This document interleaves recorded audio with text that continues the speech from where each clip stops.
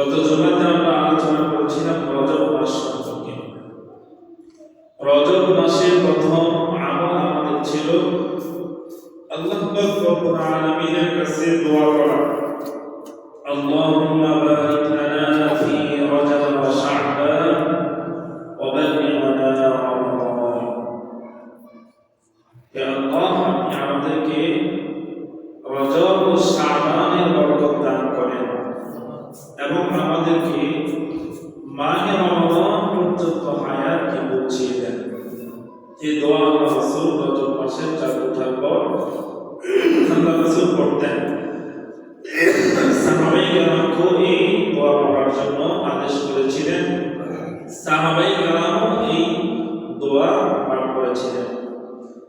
অতএব আমরাও আল্লাহ রাসূল সাল্লাল্লাহু আলাইহি ওয়াসাল্লাম যেভাবে আমল করেছেন বা সাহাবীরা করেছেন, আমরা ওনাদের সেই দোয়াগুলো আমরা বরকতের উদ্দেশ্যে অবশ্যই আমরা করব। আল্লাহ পাক রব্বুল আলামিন আমাদেরকে এই দোয়াটা বেশি বেশি করার তৌফিক দান করেন।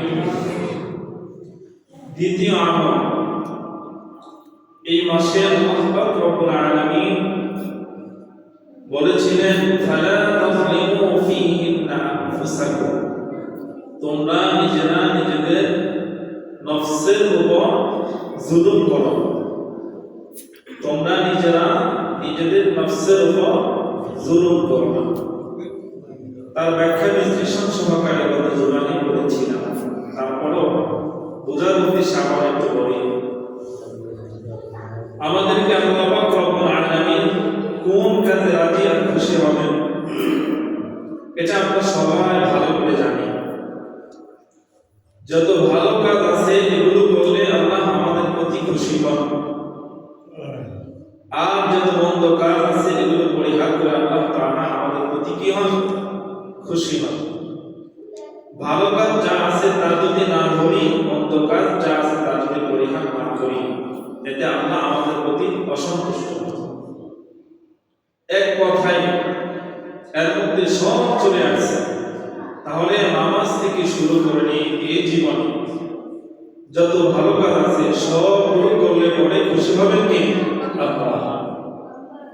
আর যদি ভালো কাজগুলো না করে মন্দ কাজগুলো আমরা করি, তাহলে এত নারাজ হবেন কি?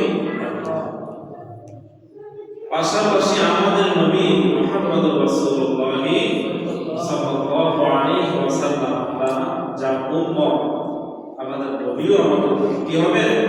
অসন্তুষ্ট হবে।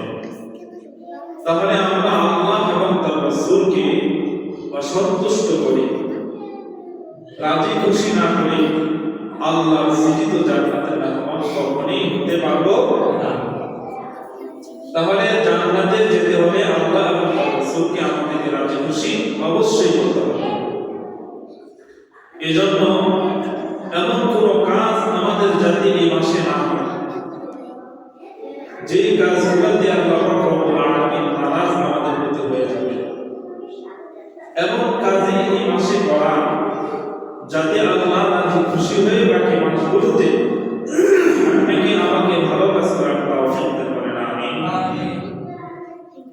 কোরআনুল কারীমের সূরাতুন নূরের 40 নম্বর আয়াতে কারীমার মধ্যে আল্লাহ রব্বুল আলামিন বলেন, কুফর ও অপকর্মের উদাহরণ দিয়ে এই আয়াত কারিমা আল্লাহ রব্বুল আলামিন ইরশাদ করেন, যুলমাতুন বা'দুহা ফাওকা বা'দ ইযা খরাজা ইয়াদাহু লাম ইয়াকাদ ইয়ারাহা ওয়া মান লাম ইয়াজ'আল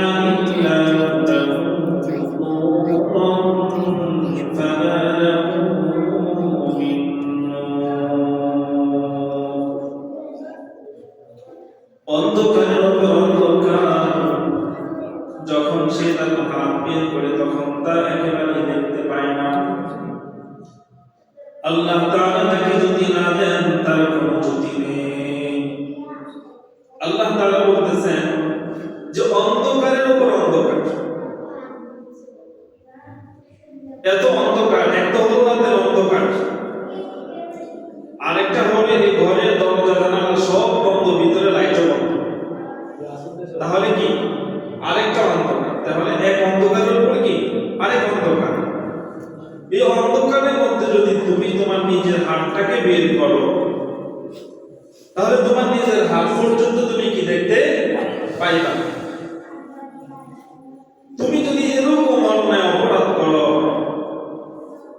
যেগুলোর কারণে তোমার পাপ এতটা গাঢ় হবে যে তুমি অন্ধকারে মধ্যে ডুবে থাকবা, আলোর সন্ধান তুমি পাইবা না, এবং বান্দা তুমি করো না। কেন? যদি আমি আল্লাহ তোমাকে জ্যোতি না দেই, অর্থাৎ আলো না দেই, অর্থাৎ হেদায়েত তোমাকে আমি আল্লাহ না দেই, তোমাকে হেদায়েত আর কেউই কি দিতে পারবে না। তাহলে এমন কাজ তুমি করো না যে কাজের নাফরমানির কারণে আমি আল্লাহ তোমাকে হেদায়েত থেকে বঞ্চিত করি। এমন কাজই তুমি করো যাতে আমি আল্লাহ তোমাকে হেদায়েত দান করেন। আমিন। তাহলে আয়াত থেকে আমরা শিক্ষা পেলাম কি? হেদায়েত দেওয়ার মালিক কে? আল্লাহ। হেদায়েতের রাস্তা দেখানোর মালিক কে? আল্লাহ। এই হেদায়েতের পথে আসলেই কিন্তু আল্লাহ তাআলা আপনাকে আমাকে কি দিবেন? হেদায়েত দিবেন।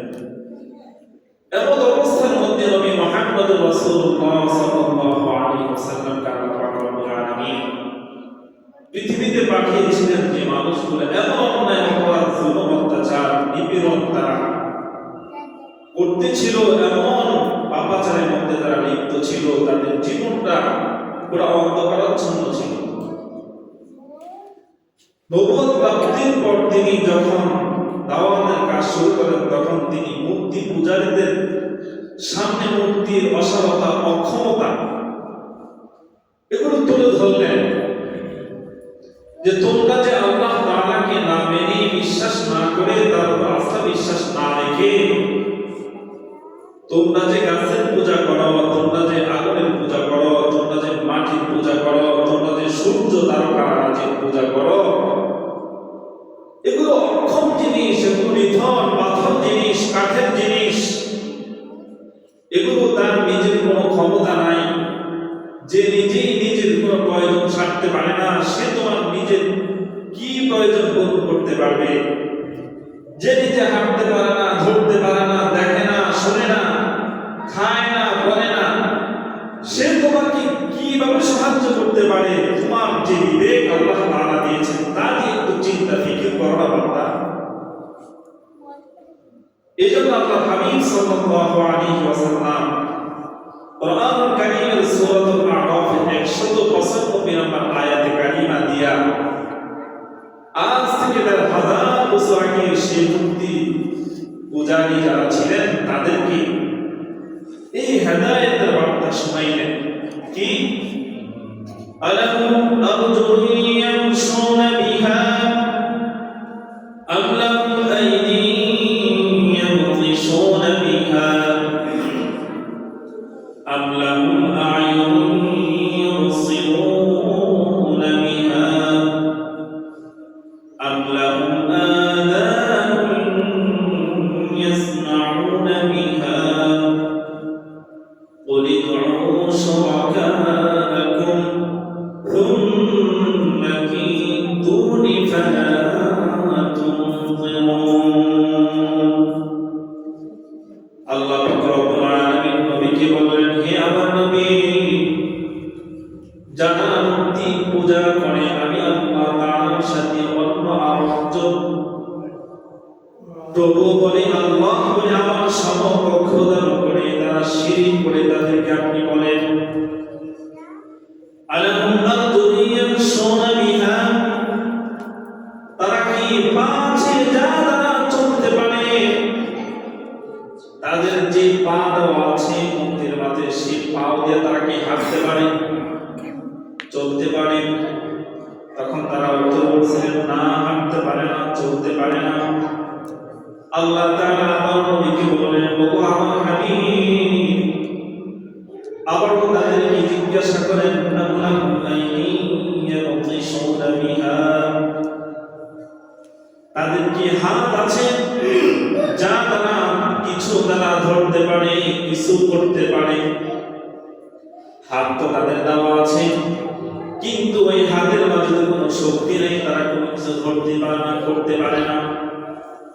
আবার আল্লাহ তাআলা তার হাবিবকে বললেন, আবার তাদেরকে জিজ্ঞেস করেন, আল্লাহুম আ'য়ুনুন ইউবসিরুনা বিহা।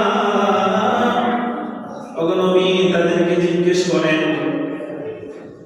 তাদের মাঝে যে কান দেওয়া আছে, এমন কোন কান কি তাদের আছে যে কান দিয়ে তারা কিছু শুনতে পায়? এরপর আল্লাহ পাক রব্বুল আলামিন আবারও জিজ্ঞেস করলেন, আল্লাহুম আ'য়ুনুন ইউবসিরুনা বিহা। এমন কোন চক্ষু তাদের আছে কি যা দিয়ে তারা দেখে? আল্লাহুম আযানু ইয়াসমাউনা বিহা। এমন কোন কান তাদের আছে কি যে কান দিয়ে তারা কিছু শোনে? ওয়ালিদউ শুরাকাকুম। তোমরা যাদেরকে আল্লাহর শরীক করছো তাদেরকে ডাকো। তোমরা কি দুনি ফালা তুনজিরুন। তোমরা আমার বিরুদ্ধে ষড়যন্ত্র করো এবং আমাকে অবকাশ দিও না। কেন? আমি আল্লাহ যদি কখনো অসন্তুষ্ট হয়ে তোমাদের উপর আযাব দিয়া ফেলি বান্দা, এই কথা বলো না। আল্লাহ আমাদের উপর বিচার করেছেন। তুমি বান্দা নিজের উপর নিজে জুলুম করেছো। তুমি নিজেই দেখতেছো আমার একটা মূর্তির তার পা আছে, কিন্তু হাঁটার মতো এই পায়ের মাঝে কোনো শক্তি নাই। তুমি নিজেই দেখতেছো তার মাঝে এমন হাত আছে যে হাত দিয়ে কোনো কিছু করার মতো শক্তি তার নাই। তুমি দেখতেছো কান দেওয়া আছে, কিন্তু এমন কান যে কান দিয়ে কিছু সে শুনতে পায় না, শ্রবণ শক্তি তার মাঝে নাই। তার মাঝে দেওয়া চক্ষু আছে, কিন্তু এমন চক্ষু তুমি আর আমি যেমন দেখি তেমন সে দেখতে পায় না। তাহলে তুমি তোমার নিজের বিবেক দিয়ে এখন বুদ্ধিমান হয়ে বলো যে আল্লাহ তোমাকে এত সুন্দর জিনিস দিলেন, তোমার মাঝে যা আছে, তোমার হাতে বানানো একটা মূর্তির মাঝে তাও নাই। ওইটা কি তুমি সর্বশ্রেষ্ঠ মাখলুক হয়ে কেমন করে নির্ভর একটা জিনিসকে তোমার প্রভু বানাইতে পারো? কেমন করে তুমি তাকে তোমার রব রাখতে পারো? সে তোমার সকল হাত পূরণ করতে পারে, এটা তুমি বলতে পারো? আল্লাহ পাক রব্বুল আলামিন আয়াতে কারিমার মাঝে সূরাতুল আরাফের 197 এবং 198 নম্বর আয়াতে আরো বলেন, ওয়াল্লাযীনা তাদউনা মিন দুনিহি লা ইসতাতিউনা নাসরাকুম ওয়ালা আনফুসাহুম ইয়ানসুরুন ওয়া ইন তাদউহুম ইলাল হুদা লা ইয়াসমাউন ওয়া তারাহুম ইয়ানজুরুনা ইলাইকা ওয়া হুম লা ইউবসিরুন। ওয়াল্লাযীনা তাদউনা মিন দুনিহি, আল্লাহ ব্যতীত তোমরা যাকে আহ্বান করো, লা ইসতাতিউনা নাসরাকুম, তারা তোমাদের কোনো সাহায্য করতে পারে না। ওয়ালা আনফুসাহুম ইয়ানসুরুন, না এবং তারা নিজেদেরও কোনো সাহায্য করতে পারে। ওয়া ইন তাদউহুম ইলাল হুদা, যদি তাদেরকে সৎ পথে আহ্বান করেন, লা ইয়াসমাউন, তারা শোনে না। তাদেরকে সঠিক পথের দিকে রাখা হচ্ছে, আসো এটা জান্নাতের পথ, এটা রাসূলের পথ, এটা আল্লাহর পথ। লা ইয়াসমাউনা, তারা শোনে না। ওয়া তারাহুম ইয়ানজুরুনা ইলাইক, কিন্তু তুমি দেখবা তারা তোমার দিকে তাকায় আছে। তুমি দেখতেছো তারা তোমার দিকে তাকায় আছে। ওয়ালা ইউবসিরুন, কিন্তু তারা দেখে না। আমি আপনি দেখি তারা তাকায় আছে, কিন্তু তারা কিছু দেখে না। কেন? দেখার মতো দর্শন শক্তি আল্লাহ তাদেরকে দেন নাই। এজন্য আল্লাহ বলছেন, দেখো তোমরা আমাকে ব্যতীত যাকে তোমাদের আল্লাহ বলে রাখো, লা ইসতাতিউনা নাসরাকুম, তারা তোমাদের কোনো সাহায্য করতে পারবে না। ওয়ালা আনফুসাহুম ইয়ানসুরুন, এবং তারা নিজেরা নিজেদের কোনো সাহায্য করতে পারে না। ওয়া ইন তাদউহুম ইলাল হুদা, বরং হেদায়েতের দিকে রাখি, সৎ পথের দিকে রাখি, লা ইসমাউ, তারা শুনে না, শুনতে চায় না, বুঝতে চায় না। ওয়াতারাহুম ইয়ানজুরুনা ইলাইক, দেখবা তোমার দিকে তারা যখন তুমি কথা বলে এইভাবে খুব তাকায় আছে, কিন্তু ওয়াহুম লা ইউবসিরুন, তারা কিন্তু শুনে না, দেখে না, তারা শুনে না। ঠিক মূর্তির মতো বর্তমান আমরা হয়ে গেছি। মসজিদে আসেন, বসেন, হুজুর কথা বলেন, যখন বয়ান করে আপনাকে আমার কি কত সুন্দর তাকে তাকে শুনতেছেন, খুব মনোযোগ, হুজুর কি বলতেছেন শুনতেছেন, বুঝতেছেন, কিন্তু এখান থেকে যাওয়ার পর এই বুঝ, এই শোনা আর থাকে না। তাহলে ওইটার মাঝে আর আমাদের মাঝে পার্থক্য রইল। আমি শুনলাম, দেখলাম, বুঝলাম, কিন্তু আমি এটা মানলাম না, আমি এটা করলাম না। তাহলে আমার এই শোনা, আমার এই দেখা, আমার এই বোঝা আমার কি কাজে আসে? কোনো কাজে আসছে? তাহলে আমার এই শোনাটা, আমার এই দেখাটা, আমার এই বোঝাটা তখনই কাজে আসবে যখন আমি এটা আমার বাস্তব জীবনে আমাদের উপকার দিব, তখনই কি আমার এটা সার্থক হবে। কিন্তু আমরা তো শুনি, বুঝি, এরপরও আমরা বাস্তব জীবনে এটাকে বাস্তবায়ন করতে রাজি না। তাহলে আপনারা বলেন, তারপরে তো তাদের মধ্যে হয়ে গেল। তাহলে আমরা কি শুধু তাকিয়ে থাকবো, নাকি আমরা অন্তরের কান দিয়ে শুনে বাস্তব জীবনে আমল করার চেষ্টা করব? আমরা বুঝবো এবং বাস্তব জীবনে হুবহু আল্লাহর হুকুম রাসূলের তরিকা আমল করার চেষ্টা করব ইনশাআল্লাহ। আল্লাহ সবাইকে তৌফিক দান করেন, আমিন। সম্মানিত মুসলিম ভাইরা, এই জানা, এই শিরকগুলো করে, এই কুফরগুলো করে, আল্লাহ রাব্বুল আলামিন দয়া মায়া নিয়ে, মহব্বত নিয়ে তাদেরকে বলতেছেন, ইন্নাল্লাহা লা ইয়াগফিরু আন ইউশরাকা বিহি, হে আমার বান্দা বান্দি, তোমরা যারা আমার সাথে শিরিক করো, শিরিক করো, ইন্নাল্লাহা লা ইয়াগফিরু আন ইউশরাকা বিহি, আমি আল্লাহ তোমাকে ক্ষমা করব না, লা ইয়াগফির, ক্ষমা করব না, ওয়া ইয়াগফিরু মা দুনা যালিকা লিমান ইয়াশা, হে বান্দা বান্দি, যদি অন্য কোনো গুনাহ তোমরা করো সেটা আমি আল্লাহ ভিন্ন কথা ক্ষমা করে দেব, কিন্তু আমি আল্লাহর সাথে শিরক কুফর করলে আমি আল্লাহর সাথে কখনোই কি করব না, ক্ষমা করব না। কেন? ইন্না শিরকা যুলমুন আযীম, এটা সবচেয়ে বড় গুনাহ, মারাত্মক অন্যায়, এটা আমি আল্লাহ কখনোই সহ্য করি না, বরদাস্ত করতে পারি না, আমি এটা ক্ষমা করব না।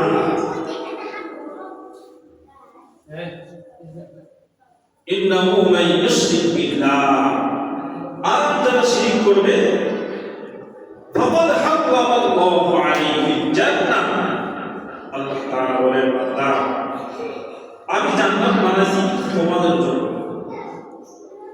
আমি আল্লাহ চাই না তোমরা জাহান্নামে যাও, আমি চাই তোমরা জান্নাতে যাও, কিন্তু এই যে শিরক কুফর করলা, আমি আল্লাহ এখন তোমাদের কি বড় কষ্ট নিয়ে বলতেছি, ফাকাদ হারামা আল্লাহু আলাইহি জান্নাহ, তোমাদের জন্য আমার জান্নাত আমি হারাম করে দিলাম। আউযুবিল্লাহ, ওয়া মাওয়াহুম নার, তোমাদের আবাসস্থল হবে জাহান্নাম।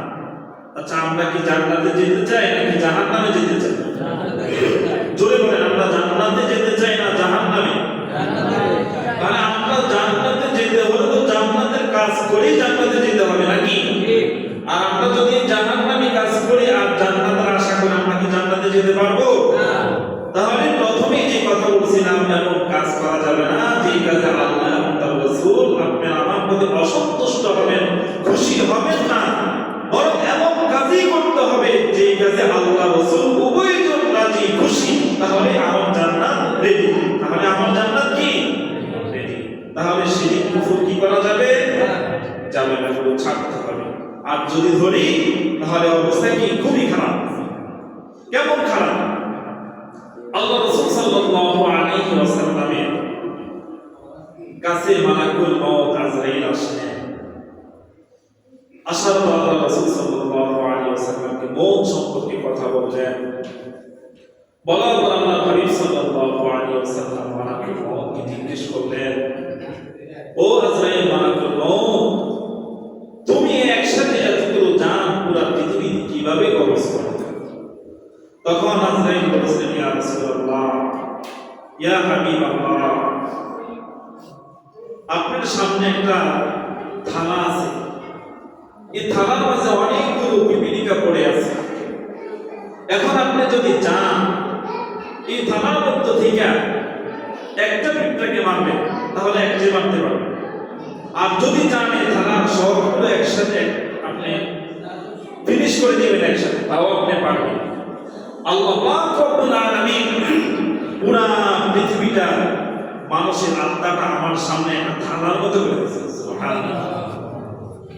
আমি মালাকুল মউত যে সময় ইচ্ছা আল্লাহর হুকুমে এক মুহূর্তে সবার দুঃখ করতে পারি, কিন্তু আল্লাহ আমাকে যখন যার হুকুম দেন তার হয়ে আমি কি কবজ করি।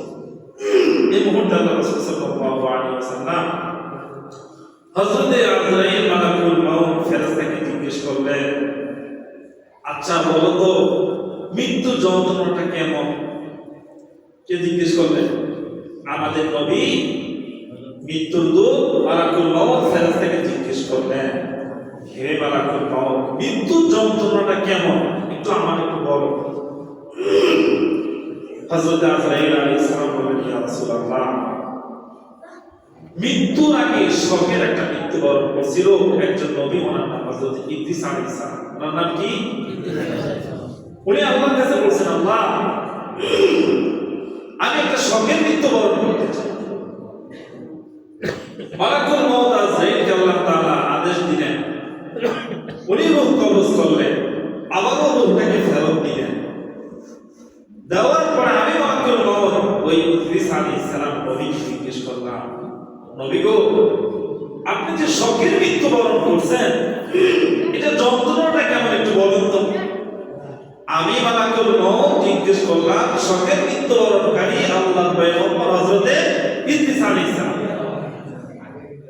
নবী ইদ্রিস আলাইহিস সালাম আমার প্রশ্নের উত্তর দিলেন, হে মালাকুল মউত, আমার শোকের মৃত্যুর যন্ত্রণাটা এমন হয়েছে যে জীবন্ত একটা ছাগলের মাথাকে নিচু করে দিয়ে পাও দুইটা উপরে ঝুলাইয়া জীবন্ত তার শরীর থেকে চামড়া তুমি টেনে টেনে খসে খুলে যে পরিমাণ তার যন্ত্রণা, আমি ইদ্রিসের সেই পরিমাণ যন্ত্রণা পেয়েছি।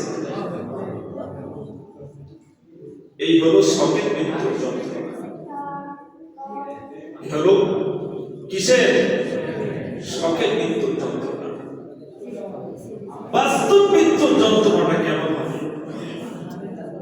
এজন্য আল্লাহ পাক রব্বুল আলামিন কোরআনুল কারীমের সূরাতুল ফজরে ২৭ নম্বর আয়াতে কারীমা বলেন, ইয়া আইয়াতুহান নাফসুল মুতমাইন্নাহ ইরজিই ইলা রাব্বিকি রাদিয়াতান মারদিয়াহ ফাদখুলি ফি ইবাদি ওয়াদখুলি জান্নাতি। হে প্রশান্ত হৃদয়, তুমি তোমার পালনকর্তার নিকটবর্তী ফিরে যাও। রাদিয়াতান মারদিয়াহ, যেমন অবস্থায় তুমি তোমার রবের প্রতি সন্তুষ্ট, তোমার রবও তোমার প্রতি সন্তুষ্ট, এমন অবস্থায় ফিরে যাও। যদি আল্লাহ তোমার প্রতি খুশি, তুমি আল্লাহর প্রতি খুশি, এমন অবস্থায় তুমি দুনিয়া থেকে বিদায় নাও। ফাদখুলি ফি ইবাদি, আমার বান্দাদের অন্তর্ভুক্ত হয়ে যাও। এরপর আল্লাহ বলেন, উদখুলি জান্নাতি, তোমার মৃত্যুর পরে আমি আল্লাহ তোমাকে আদেশ করব আমার জান্নাতের ভিতরে ঢুকে যাও। তুমি এমন অবস্থায় মৃত্যুবরণ করো যেমন অবস্থায় তোমার রব তোমার প্রতি সন্তুষ্ট, তুমিও তোমার রবের প্রতি সন্তুষ্ট। আর এই সন্তুষ্টশীল বান্দা আর বান্দি যারা আমার আছে তাদের অন্তর্ভুক্ত তুমি হও। আর এমন অবস্থায় মরে গেলে আমি আল্লাহ তোমাকে বলবো তুমি আমার জান্নাতে প্রবেশ করো। সুবহানাল্লাহ। এরপর মালাকুল মউতকে আমাদের নবী হযরতে ইদ্রিস আলাইহিস সালামের এই কথা শোনার পরে ভেঙে বললেন, নিজের কষ্টের জন্য না, উম্মতের মৃত্যুর যন্ত্রণার কথা চিন্তা করে আল্লাহর হাবিব সাল্লাল্লাহু আলাইহি ওয়াসাল্লাম কান্না শুরু করে দিলেন। আমার উম্মতের উপায় কি হবে মৃত্যুর যন্ত্রণা যদি একজন নবীর এমনটা হয়ে থাকে? এমন অবস্থায় মালাকুল মউত আজরাইল আলাইহিস সালাম বললেন, ইয়া রাসূলুল্লাহ, ইয়া হাবিবাল্লাহ, নবী গো, আল্লাহ পাক রব্বুল আলামিন আমাকে বলেছেন আপনার উম্মতের জন্য যারা আল্লাহকে সন্তুষ্ট করবে আপনি নবীকে রাজি আর খুশি রাখবেন। দুধের বাচ্চার যেমন দুধ পান করতে করতে ঘুমায়া যায়, কখন তার ঘুম এসে যায় সে টেরও পায় না, কখন তার মুখ থেকে মা দুধের কোটা ছুটিয়ে নেয় সেটাও সে বলতে পারে না। আমি মালাকুল মউত এবং বান্দা বান্দীদের সাথে এমন আচরণ করব, তাদের দেহ থেকে প্রাণটা আমি নিয়ে যাব, কিন্তু প্রাণ চলে যাবে তারা একটু টেরও পাবে না। সুবহানাল্লাহ। এমন মৃত্যু চান না আপনারা? চাননি এমন মৃত্যু? এমন মৃত্যু যদি পেতে চান, আল্লাহ তাআলার হাবিব সাল্লাল্লাহু আলাইহি ওয়াসাল্লাম বলেন, বান্দা ও বান্দি, আল্লাহ আমার উম্মতি রজব মাসের 1 নাম্বার আমল আল্লাহর কাছে দোয়া করো, আল্লাহ রজব এবং শাবানের বরকত দাও, মানে রমাদান পর্যন্ত হায়াতকে দীর্ঘায়িত করে দাও। সাহাবায়ে কেরাম জিজ্ঞাসা করলেন, ইয়া রাসূলুল্লাহ, ইয়া হাবিবাল্লাহ, রজব শাবানের বরকত কেন চাবো, মানে রমাদান পর্যন্ত হায়াত কেন চাবো? আল্লাহর হাবিব সাল্লাল্লাহু আলাইহি ওয়াসাল্লাম উত্তর দিলেন, আমার সাহাবীরা, যদি এই 2 মাসের বরকত পেয়ে ফেলো, বাকি 11 মাস তোমাকে আল্লাহ পাক রব্বুল আলামিনের পক্ষ থেকে বরকত দিতেই থাকবেন। সুবহানাল্লাহ। আর মাহে রমাদান পর্যন্ত যদি তোমার হায়াত দীর্ঘায়িত হয়ে যায়, মাহে রমাদানে যদি তোমার মওত হয়ে যায়, আমি নবী বললাম আল্লাহ পাক রব্বুল আলামিন তোমাকে বিনা হিসাবে জান্নাত দিবেন। সুবহানাল্লাহ। মাঝে রমাদানে যারা যায় তাদের মুনকার নাকির কবরে আসে না, তাদের কোনো খাওয়া দাওয়া হয় না। পবিত্র জুমার দিন যারা মৃত্যুবরণ করে এদের কবরে খাওয়া দাওয়া হয় না, এদের কোনো কষ্ট নাই, বিনা হিসাবে আল্লাহ জান্নাতের মেহমান হয়ে যায়। সুবহানাল্লাহ। এবং মৃত্যুর জন্য দ্বিতীয় কাজ তোমাকে করতে হবে, শিরক আর কুফর তুমি করতে পারবা না। নাম্বার 3, বান্দা তোমাকে বলি, তোমার এই দেহটা কিন্তু পুত পবিত্র যদি হয়, ওই কবরের সাপের কথা বলে তুমি চোখের পানি জমাও, আগুনের শাস্তির কথা শুনে তুমি তোমার হৃদয় কি কান্নায় ফেটে ফেলাও না, চোখের পানি ঝরার কোনো প্রয়োজন নাই, হৃদয় ফেটে ফেলারও কোনো প্রয়োজন নাই। তোমার এই দেহটা, এই পেটটাকে যদি হারাম থেকে মুক্ত রাখো, আমি নবী বললাম, ওই কবরে সাপও থাকবে না, আগুনও থাকবে না, তোমার সেই কবরে থাকবে আল্লাহ পাক রব্বুল আলামিনের রহমতের জান্নাতি বিছানা। সুবহানাল্লাহ। ওই কবরে থাকবে তোমার জন্য তোমার এই দেহে যে আল্লাহর জান্নাতি পোশাক। তাহলে যে কবরের কথা শুনলে কান্না করি, কবরে থাকবে আগুন, কবরে থাকবে সাপ, বিচ্ছু, আরো কত ভয়ঙ্কর কথা আছে, এগুলো শুনি কিন্তু আমরা কান্না করি না? কিন্তু কান্না করি কথা শুনে, কিন্তু ওই আযাব থেকে বাঁচার জন্য যে আমল এটা করি না, এটা কি হারাম থেকে বাঁচতে হবে। কি করতে হবে ভাই? আমরা মসজিদে যে মুয়াজ্জিনি করে, ইমামতি করে, কয় টাকা বেতন? আমরা কি বাঁচি না? আমরা বাঁচিনি, আমরা খাইনি, পড়িনি।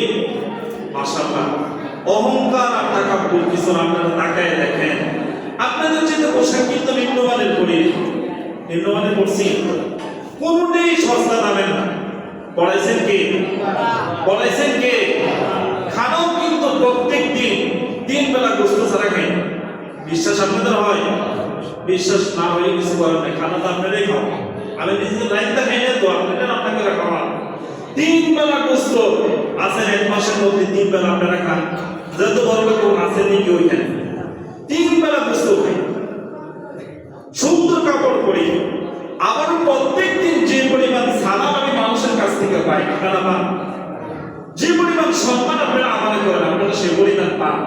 আচ্ছা বলুন তো কেন এগুলো পাই? এটা আমার নিজের কোনো ক্রেডিট, আমার নিজের কোনো ক্ষমতা কিচ্ছু না, একমাত্র কারণ হলো আল্লাহ কালামের কারণে। কার কারণে? আল্লাহর কোরআনের কারণে, রাসূলের সুন্নতের কারণে, আল্লাহর পথে থাকার কারণে। ভাইরে, আমি যদি আল্লাহর পথে থাকার কারণে আমার রিজিকের এই ধরনের সম্মান হতে পারে, আমার সম্মান এই পরিমাণ আপনারা দিতে পারেন, আল্লাহ আমাকে এই পরিমাণ ওনার পক্ষ থেকে আপনাদের মাধ্যমে সম্মানিত করতে পারেন, আপনারাও যদি সেম এরকম আল্লাহর পথে চলে আসেন, আপনাদেরকে এরকম সম্মান আল্লাহ দিতে পারেন না? এই পরিমাণ সম্মানিত সুস্বাদু খাবার আল্লাহ খাওয়াইতে পারেন না? তাহলে আমাদের আস্থা বিশ্বাসের অভাব কিসের? তাহলে 3 নাম্বার আপনাদের হাতে পায়ে বলি, আমরা কিন্তু জীবন চালাই, ফ্যামিলি চালাই, সুন্দর চলি, হারাম থেকে পেটটাকে বাঁচান, হারাম ছাইড়া দেন, হালাল যা আছে তা দিয়ে জীবন করেন। আল্লাহর কসম একটু কষ্ট হবে কিন্তু শান্তি পাইবেন। কি পাইবেন? শান্তি পাইবেন।